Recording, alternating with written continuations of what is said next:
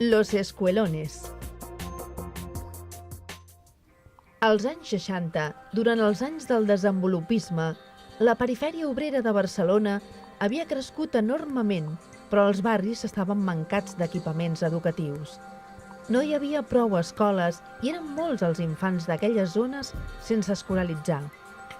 Per tal de resoldre el problema, la regidora falangista i presidenta de la Junta Municipal de Enseñanza, Montserrat Tey, va optar per una solució provisional mentre estava pendent de la construcció de diversos grups escolars. Es tractava d'instal·lar barraques prefabricades cedides pel Ministeri de la Vivienda que funcionarien com a aules. A Torre Baró, però, aquesta solució provisional no va arribar a veure la llum. La manca d'inversió va optar per una solució alternativa. A meitat de la dècada dels 60, la Companyia Municipal de Transport, Tramvies de Barcelona, havia començat a suprimir línies. La nova política municipal optava per substituir els tramvies pels autobusos. Un projecte que es concretaria l'any 1971 amb el tancament de les darreres línies. El progressiu tancament de línies havia deixat combois sense ús, destinats al desballestament, de manera que es va pensar que els vells tramvies podien ser reconvertits en barracons.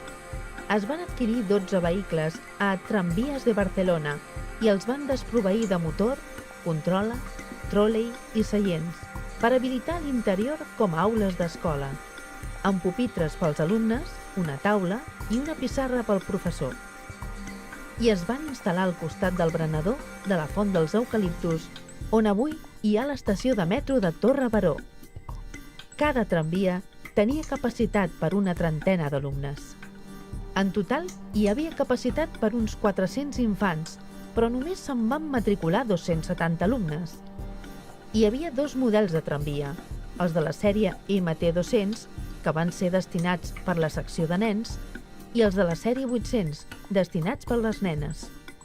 Aquest grup de 12 tramvies escoles van ser batejats com a Grupo Escolar San Juan, tot i que popularment han passat a la història amb el nom que el periodista Josep Maria Huerta Esclaveria els va donar l'any 1967 a un article crític a la revista Destino, Los Escuelones. L'any 1971 s'inaugura l'edifici de l'Escola Font dels Eucaliptus, ja desaparegut, i s'erradiquen de manera definitiva els tramvies escola de Torre Baró.